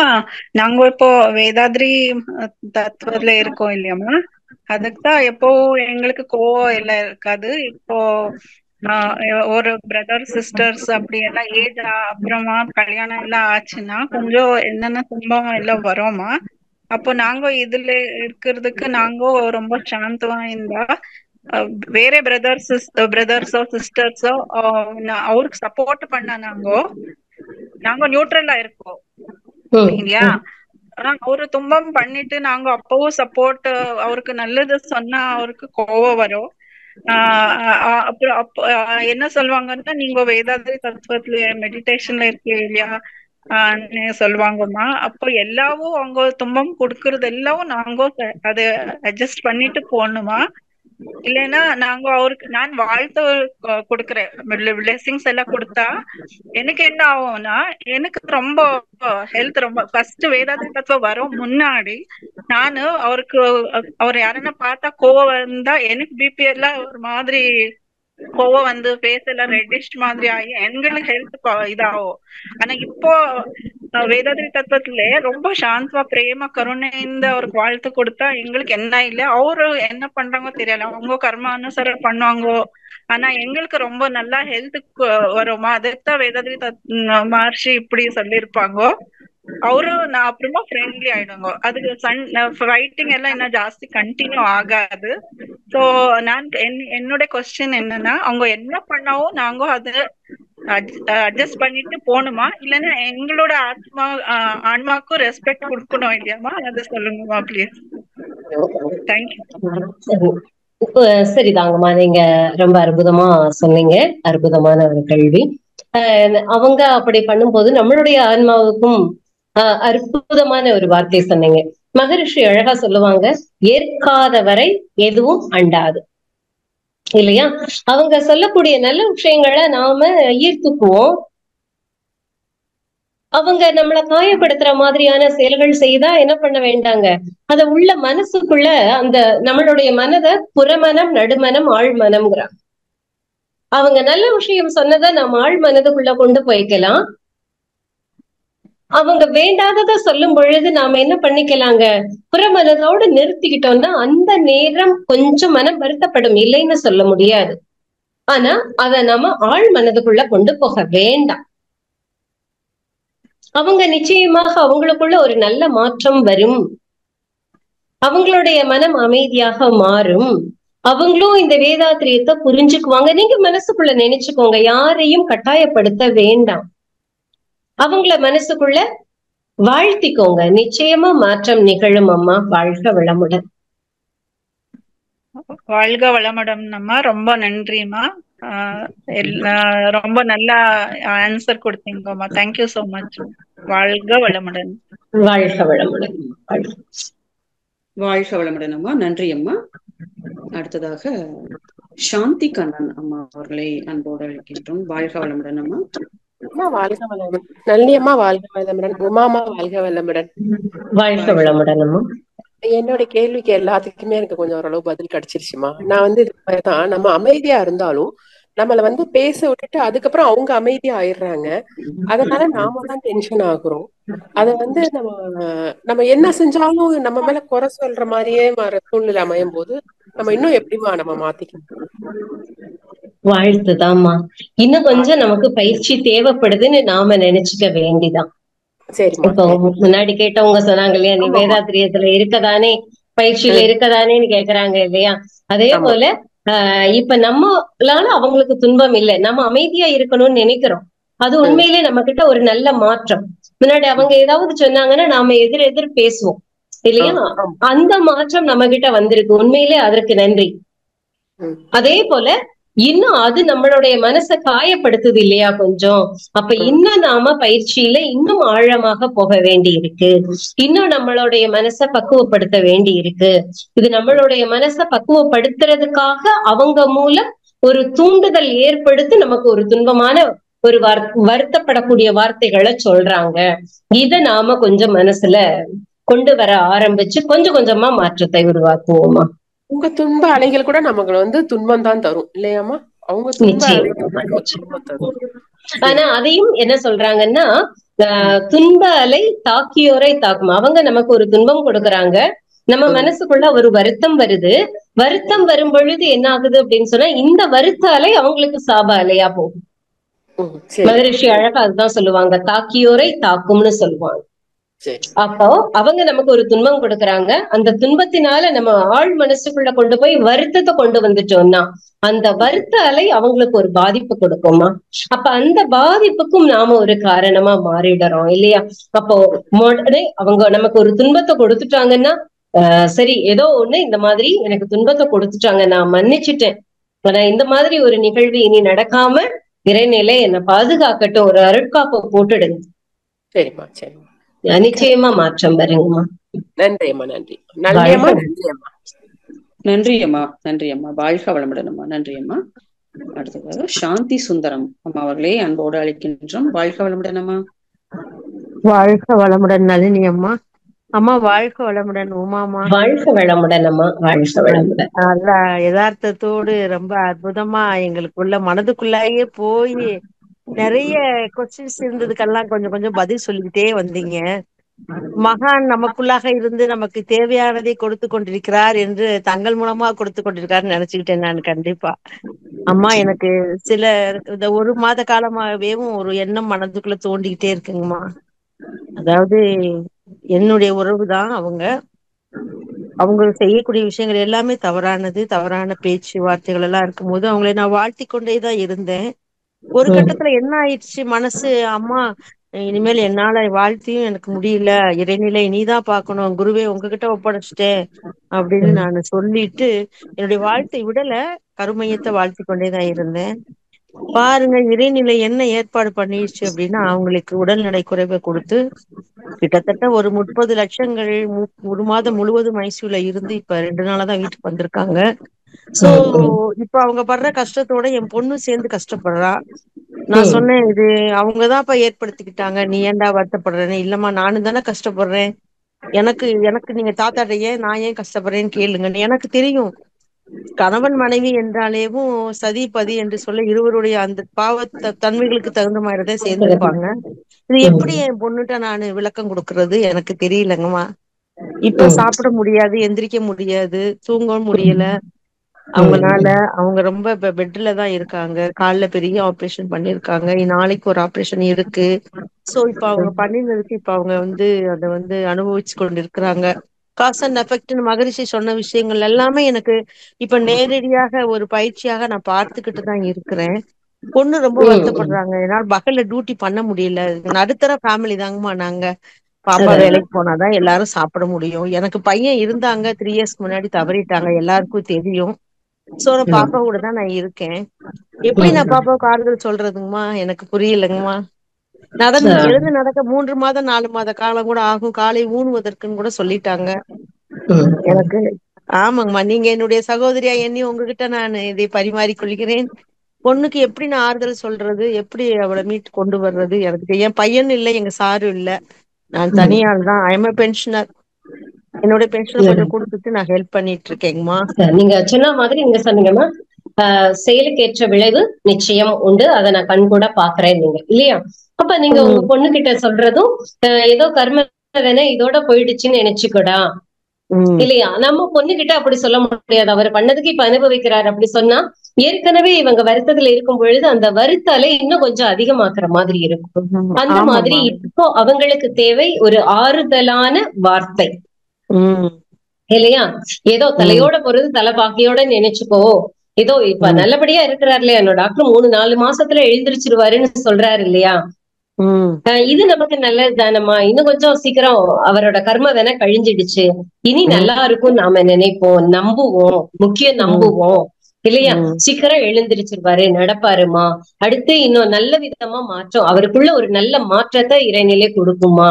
இப்படி நீங்க ஒரு அன்பான ஆறுதலான வார்த்தை சொல்லுங்கம்மா. ஏன்னா ரொம்ப அவசியம் தேவை. உங்க பொண்ணுக்குமே கூட அப்படியெல்லாம் பண்ணினாரேங்கிற ஒரு வருத்தம் ஓரத்துல இருந்தால் கூட இல்ல, எல்லாரையுமே தான்மா, மகர்ஷியவே நான் தவம் பண்றது, எக்ஸசைஸ் பண்றது எல்லாமே உங்களுக்கு தெரியும். ஆனாலும் நீங்க என்ன மகர்ஷியை பத்தி பேசுறதுக்கோ வாழ்க்கை சொல்றது கூட உங்களுக்கு தகுதி கிடையாது.